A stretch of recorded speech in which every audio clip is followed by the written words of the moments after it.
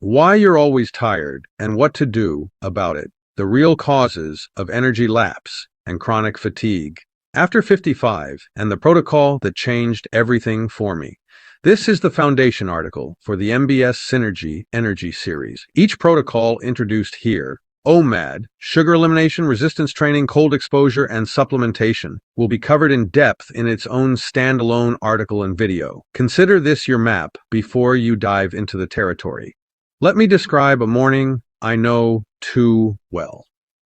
The alarm goes off. You've had 7, maybe 8 hours of sleep, and the first thing you feel is not rest. It's a kind of low weight, like the day is already asking more of you than you have to give. You get up anyway. You make the coffee. You move through the morning on autopilot. By 2 in the afternoon, you're hitting a wall that no amount of willpower seems to move.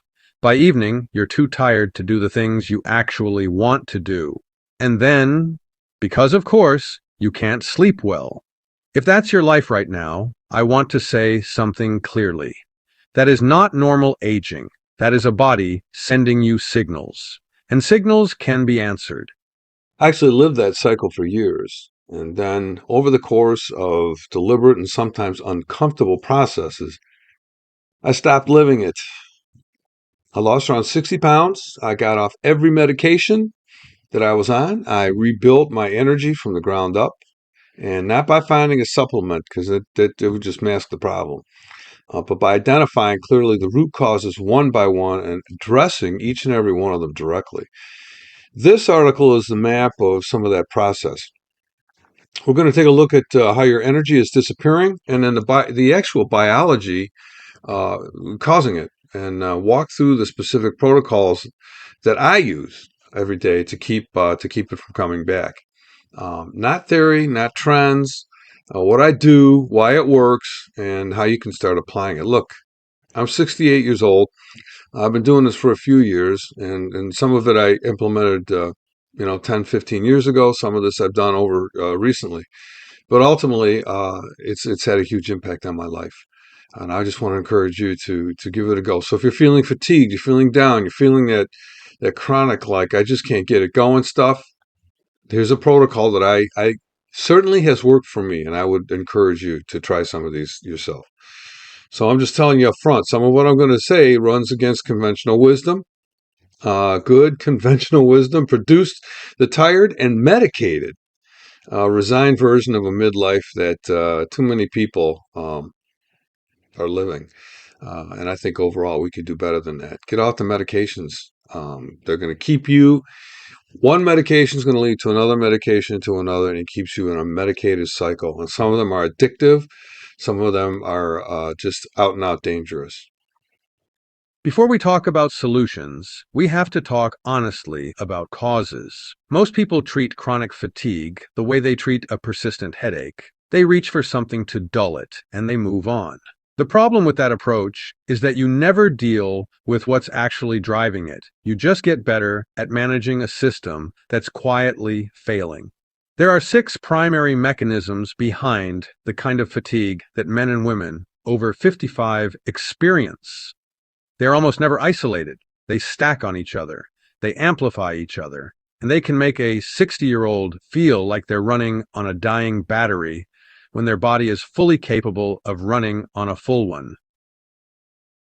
This is, in my experience and observation, the single most overlooked driver of chronic fatigue in our age group, and it's almost entirely diet-driven, which means it's almost entirely fixable. Here is what happens. You eat a meal with significant refined carbohydrates or sugar, bread, pasta, rice, a sweetened drink, doesn't matter, and your blood glucose spikes. Your pancreas responds with an insulin surge to clear the glucose from your bloodstream.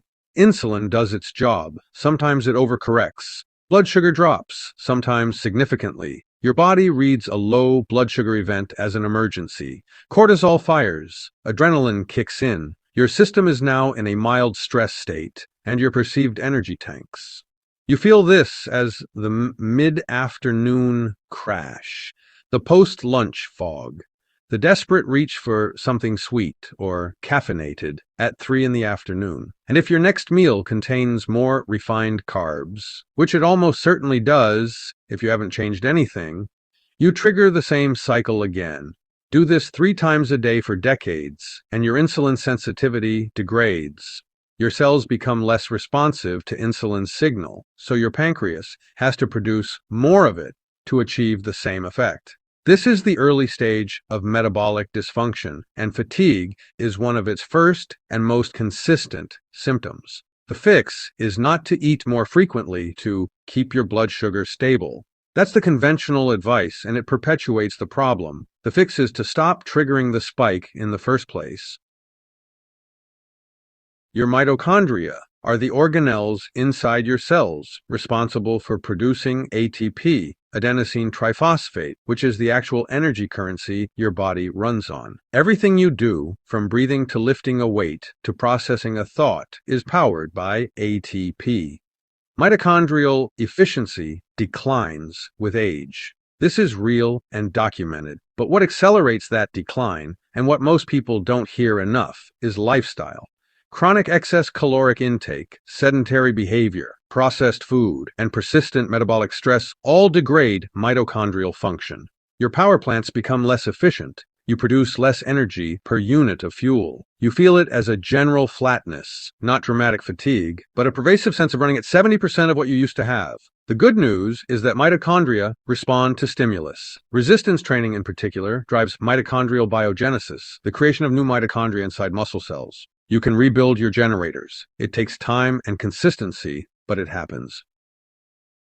Inflammation is not inherently bad. Acute inflammation is your body's repair mechanism. You get injured, inflammation floods in, repairs the damage, resolves. That's the system working correctly. The problem is chronic, low-grade inflammation, a persistent background state of immune activation that never fully resolves. It's driven by processed food, excess visceral fat, poor sleep, chronic stress, environmental toxins, and gut dysbiosis, and it is extraordinarily expensive in metabolic terms. Your immune system is running a fire it can't put out. The energy that fire consumes never reaches you. You feel it as fatigue, brain fog, joint aching, and a general sense of heaviness that people too often attribute to age rather than to a physiological state that can be changed. Inflammatory markers, particularly CRP, IL-6, and TNF-alpha, are measurable.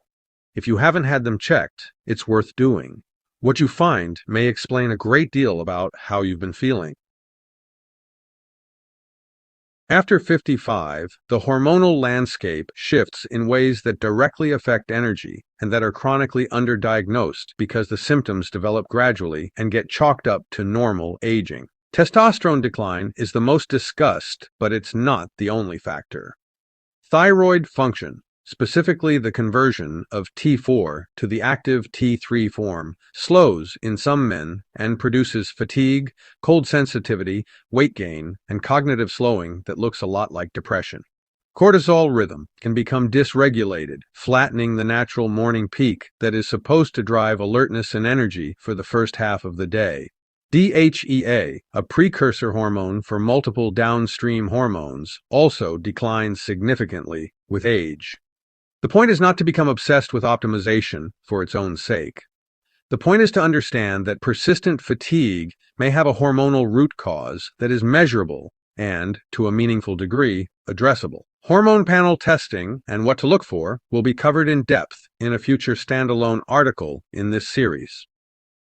This one surprises people. Most adults focus on sleep duration. Am I getting enough hours? But the more important question is, am I getting the right kind of sleep? Sleep is not a uniform state. It cycles through distinct stages: light sleep, deep slow-wave sleep, and REM sleep. Each stage has specific restorative functions. Deep sleep is when your body does its primary physical repair: tissue rebuilding, immune consolidation, metabolic reset. REM sleep is when your brain processes information, consolidates memory, and regulates mood and emotional state. As we age, the proportion of deep and REM sleep naturally decreases. But lifestyle factors accelerate this disruption significantly. Alcohol, even moderate consumption, eating too close to bed, blood sugar dysregulation, stress, and sedentary behavior all degrade sleep architecture. You can sleep 8 hours and wake up having spent very little of that time in the stages that actually restore you. The cruel irony is that fatigue from poor sleep architecture leads to behaviors: more caffeine, less exercise, worse dietary choices, higher stress, that further degrade sleep architecture. It is one of the more efficient, vicious cycles in human physiology.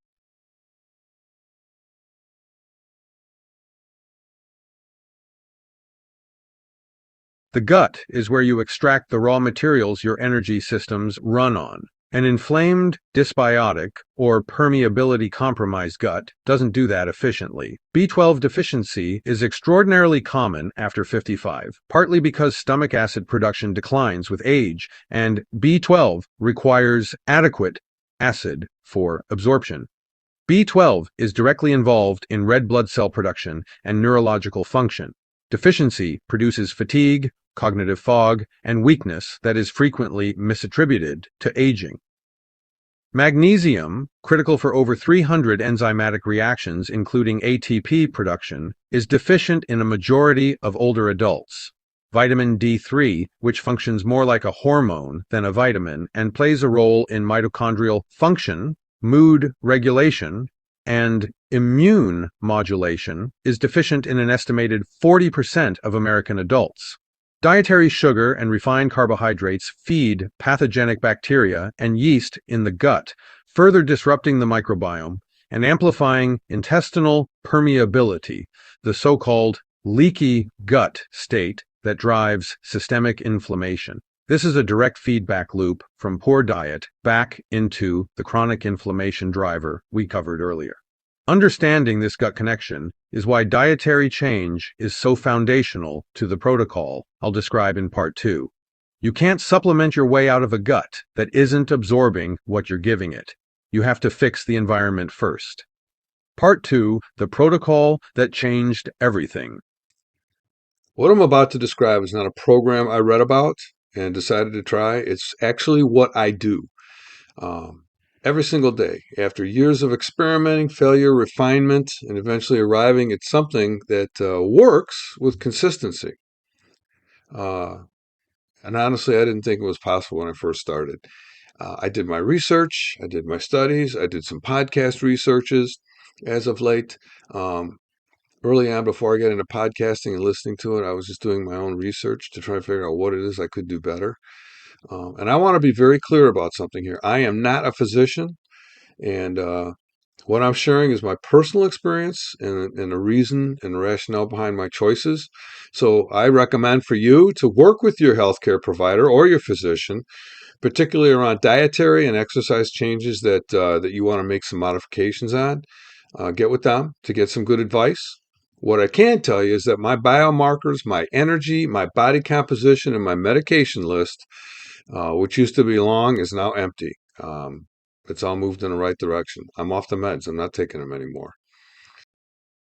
And each of the following protocols will be subject to its own standalone article or series if we wanted to get into it, and I'm fine with that too. What I'm giving you here is the overview of what I've done and the what and the why, so you can see how things connect before you go on and get any deeper with any of these things. My first protocol, OMAD, 1 meal a day. I eat 1 meal a day. I've been doing this for a couple of years now, and it's been the single most beneficial impact on my body, my mental clarity, and my metabolic health. Like I say, actually, I don't know if I've said it here, but I'll say it. My metabolic age is actually 51. So I am 68, but my metabolic age is 51. And I'm happy with that. It's an achievement for me. I feel good about that. And it's a place that you can go to as well. You may be thinking, with the one, I'm going to do 1 meal a day. Am I going to starve? Am I going to, my metabolism, is that going to slow down? Is my blood sugar going to crash? Is that going to be a problem? And the answer to each and every one was it didn't work it didn't do that for me. Once I started fully adapting, which took more than a week to adjust, it was not an easy process. All right, so because you got to get used to it, but I kind of moved into it slowly. I was extending my my eat times, it was 16:8. That's what they recommend. I was certainly doing that. Sometimes I would extend the 16 hours of non-eating into like 20 hours. So now I just do once a day, and in that 20 hours I might have something in, a couple of things in between, um, or 16 to 18 hours. Sometimes I went 12 hours, but I'd still have something to eat. The other thing too is not to be so dramatic about it. I do on the weekends. I'll have a breakfast if my son wants to go out to breakfast. We'll grab a breakfast, and I'll eat through the day. But during the week, I'm pretty strict about it. Monday through Friday, just having one meal a day. Um, so it wasn't something that came easy. You got to convict your mind and get into it. So I did. I was going to achieve this, and I convicted my mind to say I'm going to stay steady on it. But not only do you improve your body wellness, but your mind comes along with you, because the feat fortifies the sense of personal accomplishment, and that went a long way for me. And I think that could do much the same for you. You put it to mind, you put it to practice, and implement it, and you feel like you've really achieved something. Here is the mechanism. When you eat one meal a day, you spend the majority of each 24-hour period in a fasted state. In that fasted state, once your body has cleared glycogen stores, stored glucose from carbohydrates, it shifts its primary fuel source to fat. Specifically, it begins producing ketones from fatty acid breakdown. Ketones are an extraordinarily clean and efficient fuel for both the brain and the body. They produce less oxidative stress than glucose metabolism. They provide a stable and sustained energy signal, and they do not trigger the insulin spike and crash cycle I described in part 1. The result is energy that does not fluctuate through the day. You stop watching the clock for the next meal because you stop experiencing the blood sugar signals that masquerade as hunger. Your mental clarity improves. Your relationship with food changes fundamentally. It becomes fuel rather than a constant negotiation. There are practical considerations around protein intake within your eating window. You need to eat adequate protein to prevent muscle catabolism or breakdown of growth, which is a real risk with extended fasting protocols. There are also adaptation strategies for the first few weeks that make the process significantly more manageable. We will cover all of that in the OMAD standalone article.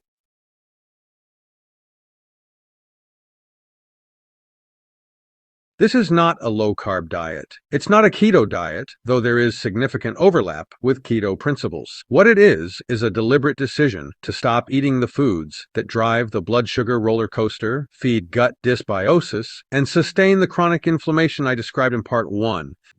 I eliminated sugar entirely. And I mean, I just didn't, I kind of cold turkeyed it. So I knew I had been reading enough about it, and sugar is nothing but a detriment. In fact, you get to a point where you read that cancers actually feed off sugars. So I'd had enough, and I cut out what I call heavy carbohydrates. I cut out the bread, the pasta, the rice, potatoes, and any processed grain products. Certainly anything in this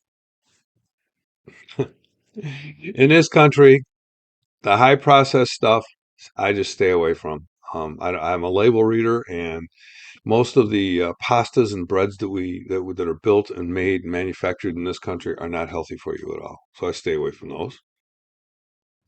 These are also foods with the highest glycemic impact, the ones the most responsible for insulin dysregulation and fatigue. And you'll find that. Consume a ton of carbs, especially big breads and stuff like that.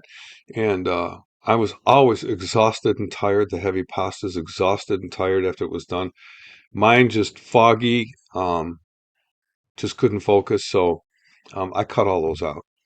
What I did keep was vegetables and protein sources. I eat pretty good with my one meal. I consume healthy fats like coconut oils and virgin olive oils, black seed oil. It's a anti-inflammatory, and a small amount of low glycemic fruit. I actually don't consume too much of that, but just on occasion. And I do like a sweet potato on occasionally. And there's a lot of good nutrients in that as well. A lot of good fiber in a sweet potato. Avocados. So it's not a deprivation model. So I'm not torturing myself. I'm going to find stuff I enjoy. And I'm looking for satisfying, high quality foods. The timeline of what happens when you remove sugar is worth knowing in advance, because the first 2 weeks are not pleasant. Sugar drives dopamine release in your brain's reward pathways. It is, by its neurochemical mechanism, genuinely addictive. When you remove it, you will have cravings, mood dips, and potentially headaches. This is withdrawal. It is temporary. Around day 10 to 14, for most people, something shifts. The cravings quiet, energy begins to stabilize, brain fog starts to lift. By week 3, most people report a clarity they don't remember having. I personally did not experience that. I was not overindulgent in sugars as it was.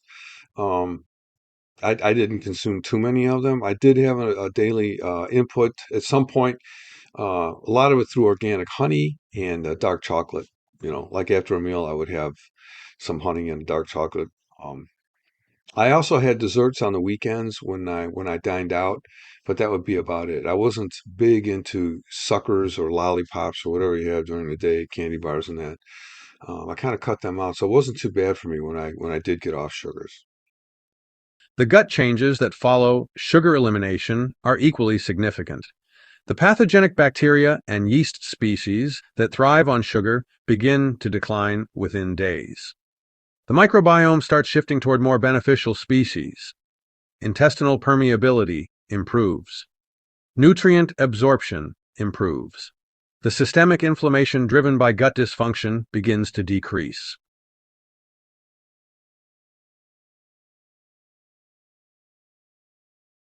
I lift weights, cables and dumbbells primarily. I train in a fasted state. That means I work out before my meal, but not after. Um, and I use exercise not only for fitness as a specific tool, also for managing the hunger signals that come from OMAD. Look, man, I'm going through, but I still get hungry during the day. And one of the things that really helps get off that hunger pang is exercise. And one thing I discovered is that moderate exercise is one of the most effective hunger suppressants available. It's worked remarkably for me. When you move, even a walk, your body redirects the blood flow towards your muscles and away from your digestive system. So hunger signaling hormones, particularly ghrelin, are suppressed during immediate exercise. When a hunger pang hit during my adaptive period, my most effective response, and still is to this day, so it's not just in my adaptive period, but even today, was not to wait it out or distract myself, but to get up and move. So even if I got up and took a walk, or typically what I do along about that time is I hit the gym. So typically what happens, it'll hit me around 2 o'clock, sometimes 1 o'clock in the afternoon. 1 o'clock's a big one. I'll get up and move, try and walk around a little bit. There are times at the 1 o'clock, it's funny because I'll get to the 1 o'clock point and I'll just say, you know what, I'm just going to hang out for another couple hours. And bang, it does. And by 4 o'clock comes around, saying, well, I'm getting a little bit hungry. 4 o'clock and 5 o'clock is my eating window. Um, so a lot of times you get up and do that walk, take the dogs for a walk, go to the gym or something like that. And 30 minutes later or so, the hunger pang's gone and it would hang on for like, another couple hours or so. So stay with it, man. It's something. It's a huge benefit. I'm telling you, the biggest thing I did was the one meal a day. If you really want to lose weight, get yourself in some kind of physical shape too, so you can say, that's something I enjoy looking at in the mirror. But the truth is, you can get yourself into a better mindset. So I would encourage that so much. And one is the OMAD, the other is cutting out those sugars. Sugars are such a detriment. Um, just overall, health wise, dump the sugars. Our processed sugars are bad for us, but sugar overall is just bad for you. Beyond Hunger Management Resistance Training addresses two of the root causes from Part 1 directly. First, it drives mitochondrial biogenesis in muscle tissue. You build new mitochondria, increase your cell's energy production capacity, and improve your metabolic efficiency at a cellular level. Second, it improves insulin sensitivity in muscle cells, meaning your cells respond better to insulin signal and require less of it to clear glucose from the bloodstream. There's also the body composition component, which matters more than most people think at our age. Skeletal muscle is metabolically active tissue. It burns calories even at rest. It serves as a glucose disposal site. It produces anti-inflammatory myokines, and it directly supports the hormonal environment that sustains energy. Losing muscle mass through inactivity and age is one of the fastest routes to the low-energy, metabolically compromised state we are trying to leave behind. Training while fasting is an adaptation in itself as well, but the benefits are real. Fat oxidation, or the conversion of fat into useful energy during a fasted exercise, is higher than in a satiated state. Growth hormone response in exercise is amplified in a fasted state. And the mental clarity of training without a recent meal is something I really didn't expect. But the focus is different and cleaner. And the real benefit, the mental focus and energy are real. When I do my one meal a day, I don't get the mind fog. The mind fog. I don't get the out of focus state. I don't get the drowsiness, the drag down. I'm telling you, you will shock yourself. You find out it's 2 o'clock in the afternoon and you're still thinking clearly and going on. There's a huge benefit to that.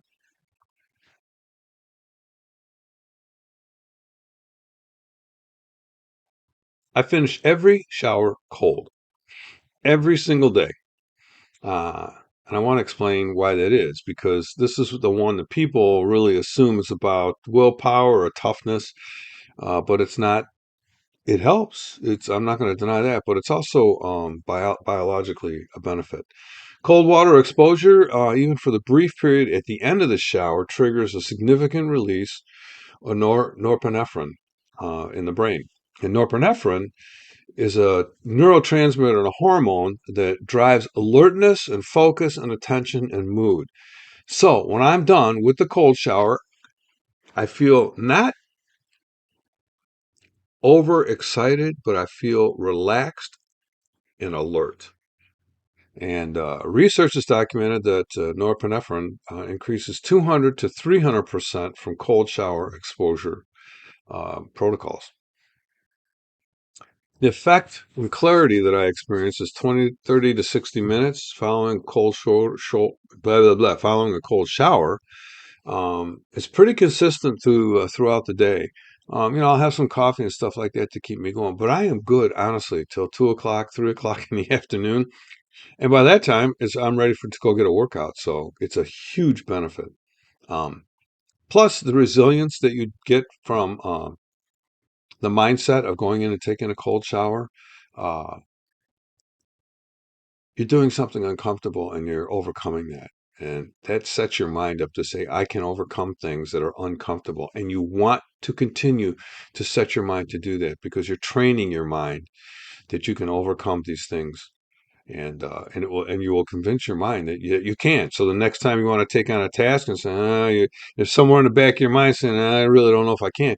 You have trained your mind by doing things like this to overcome, and that you can execute the task that you want to. So here, just talking about the psychological dimension is real as well. Though I want to be careful not to frame this as a discipline building regime. The cold shower does require you every single day to do something that's uncomfortable and with purpose. And a practice of choosing discomfort rather than avoiding it, it changes your relationship with difficulty, which, like I said, it helps you to overcome those tasks that you thought that you couldn't.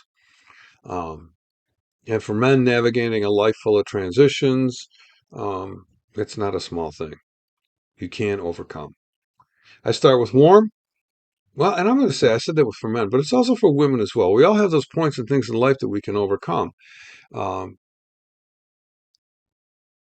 Something like, and I'm just using it as a cold shower protocol or something else that's difficult to take on, but you put yourself into it and you take it on, and you come out on the other side as a completed task.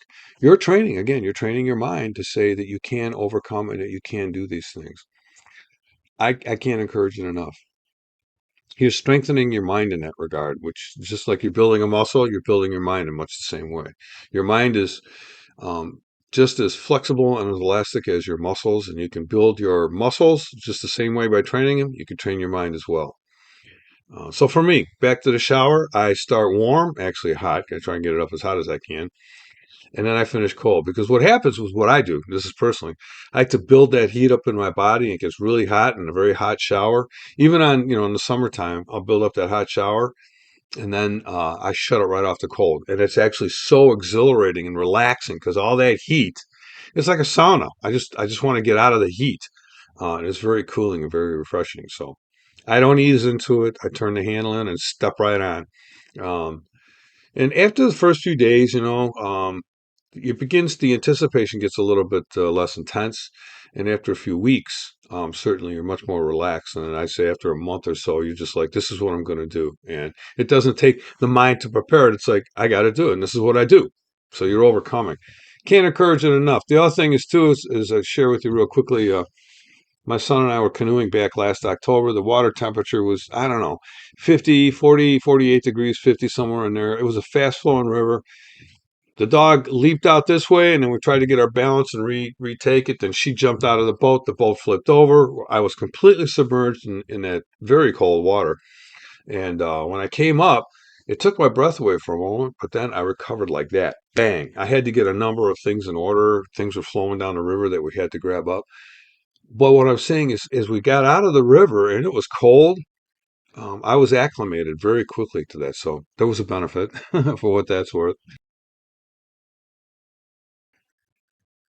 I want to be direct about how I think about supplements because there's enormous amounts of noise in this space. Everybody's supplementing. Supplements are not a replacement for the foundational protocols that I've been describing here. Um, if your diet is driving blood sugar dysregulation, your gut isn't absorbing nutrients properly, if you're not sleeping well and you're not exercising, no supplement's going to fix all that. What supplements can do for someone who's addressed the foundational inputs or the foundational structures we just discussed here is fill the gaps and support systems that need additional support as we age. The supplements I use specifically for energy and metabolic function are Magnesium glycinate. Magnesium is involved in over 300 enzymatic reactions, including ATP synthesis itself. Deficiency, which affects the majority of adults over 55, directly causes fatigue, muscle cramping, poor sleep, and cognitive impairment. I use magnesium glycinate specifically because it has superior bioavailability and does not cause the digestive disruption that magnesium oxide can produce. I take it in the evening, as it also supports sleep architecture. CoQ10, ubiquinol form, coenzyme Q10, is a critical cofactor in the mitochondrial electron transport chain.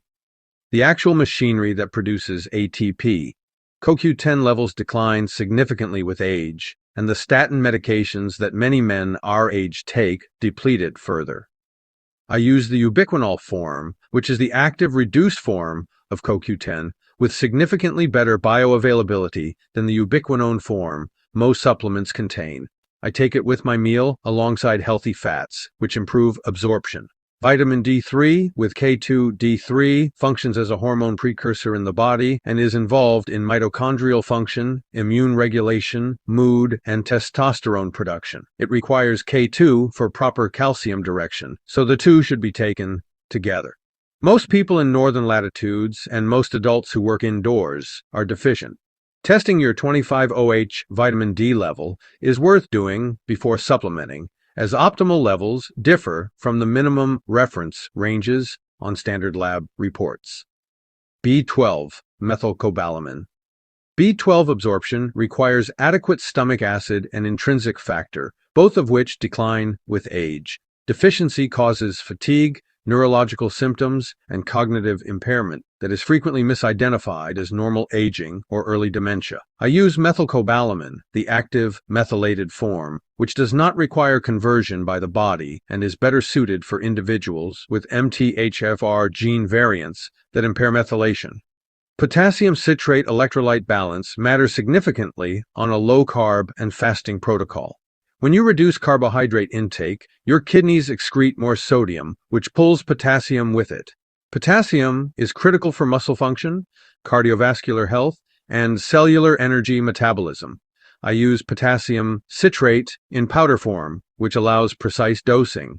I also want to mention morning sunlight here, which is not a supplement but functions like one for your circadian system. Getting natural light exposure within the first hour of waking, ideally directly, not through glass, sets your cortisol awakening response and anchors your circadian clock. This affects the quality of your energy through the entire day and the quality of your sleep at night. It is free. It takes 5 to 10 minutes. And it is physiologically one of the most impactful things you can do for energy regulation.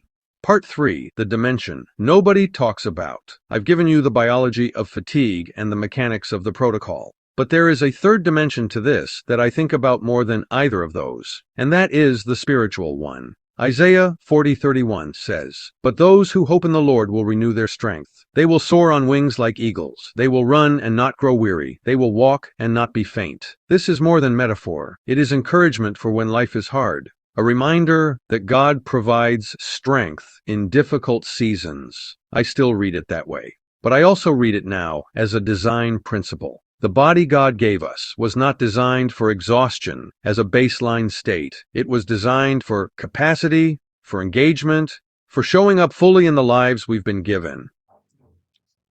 When I take a look at how I was living before I changed things, the diet, the inactivity, the medications, the weight, I see a guy that's drifting far from how his body, mind, and spirit were designed to function.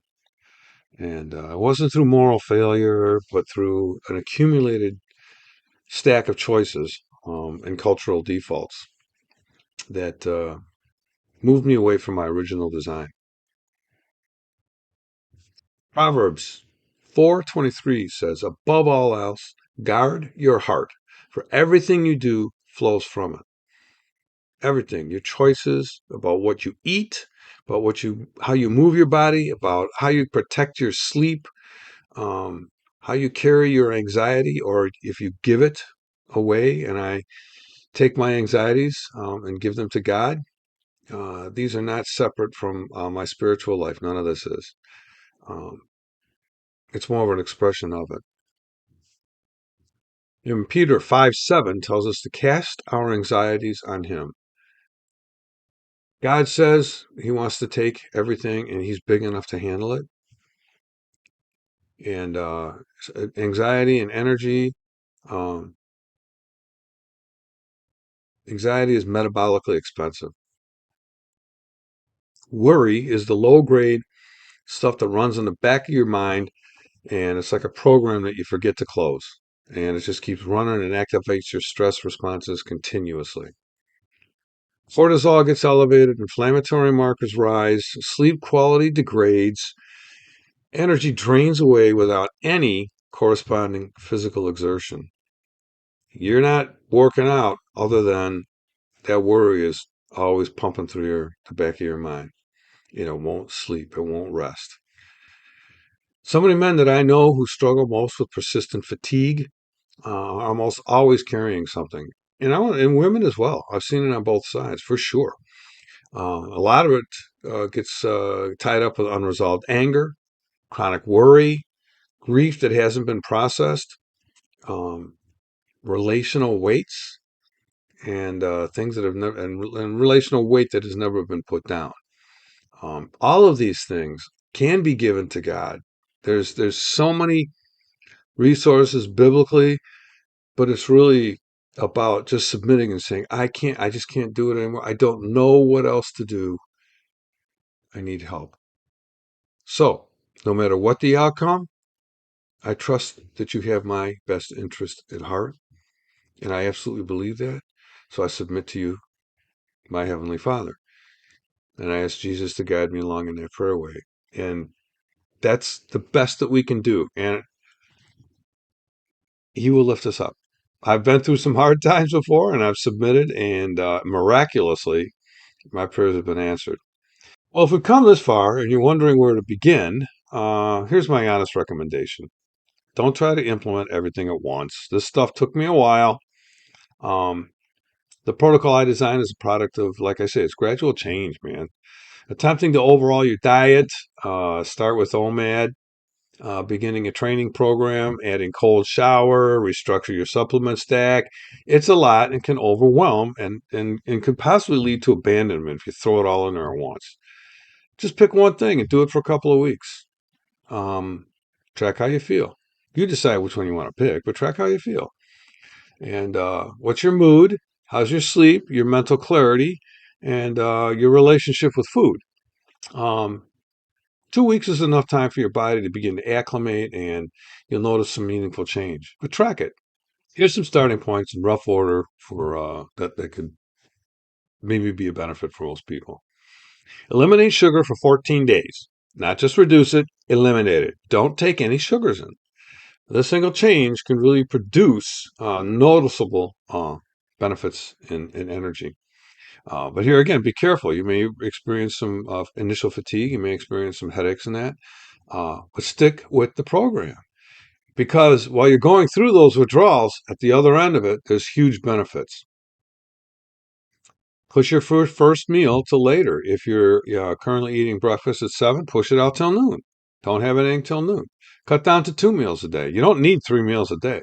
Look, if you go back to our Western culture for the folks that were coming from east to the west to during the frontier days, or even back in the old European days, in the days of Christ, people did not sit down and eat 3 meals a day. What are we doing? So that's my recommendation on eating. End your next shower with a cold blast. Get yourself used to it and stick with it for about 7 days and see what happens. Just do 60 seconds at the end of it if you have to, or maybe you want to go into it gradually. I tend to not to, because if you're going to commit. Don't commit partway. I've known people who've gone into it, so I'll just turn it down slightly and see. And a week later, they're done doing it. Oh, it was just too much for me. Get into it. Set your mind to doing it. Look, man, it can be done. It can be done. Get some morning sunlight if you can, first thing outside. About 10 minutes. Let it saturate your eyes as well. I heard it's very beneficial. These are not dramatic interventions. They are leverage points, places where a small, consistent change produces a disproportionately large effect on how you feel. And they are free. The deeper work, the resistance training protocol, the full OMAD adaptation, the supplement stack, the hormonal and biomarker testing is where we're going next in this series. This article is your foundation. Each piece that follows will give you the full picture of one protocol at a time, with enough detail to actually implement it. I'm in my late 60s and I'm not taking any medications. My energy on a consistent day is better than when I was 45, and I'm not kidding about that. And I'm not telling you that to impress you. I'm telling you because I want you to understand that it is actually possible. When you stop accepting the decline is inevitable and start treating your body as a responsive, adaptable system it is, no matter what your age, you can respond and you can recover and you can return or get into a better place than you are today. The 55 plus demographic, particularly for men, has been chronically underserved in the wellness industry. Most of what gets marketed to us is either patronizing, overly cautious, or designed to keep us dependent on something, thus the drug use. What I'm building here at MBS Synergy is something different. I'm using evidence-based, informed, holistic application, faith-grounded, personal experience-backed content for men and women who are now ready to tap out and who are willing to examine and take on and do something different in their lives. I want to be an encourager for you. It's not mountain climbing. It's not Olympic sports competition. It's not playing guitar like Eric Johnson. It's about commitment to yourself. And if I can't do any of the latter points, I'm not a mountain climber. I'm not an Olympic sports climber. I play guitar, but I can't reach the accolades of Eric Johnson. I can't do any of those points, but I can do this. And if I can do this, you can do this. And I just want to encourage you to get up and do it. Get your mind in focus. Stay the journey until you get some movement. And I will submit to you, once you start seeing that movement, you're going to want more. And if this resonated with you at all, I want to hear about it. Drop a comment wherever you found this, either in YouTube or the blog, wherever you found it. Tell me where you are right now and what part of the journey you're going to take on first. That conversation really does matter to me. And I want to help you. I want to reach out. I want to help you. And I hope to grow a community here that we can reach each other. Remember, as we age, we don't have to just accept it and say we're done. You want to stay strong. Um, I've known people who tell me they have friends and neighbors that are 96 years old and are still mowing their lawn. So if they can do it, you can do it, and I can do it. Um, Bottom line is also, and if you know someone who's running on empty, and you know that they're running in a bad place and they want to be better from where they are now, then share this with them as well. Uh, let's put it into play, and let's come out winning. Stay well and stay healthy in mind, body, and spirit. God bless you all.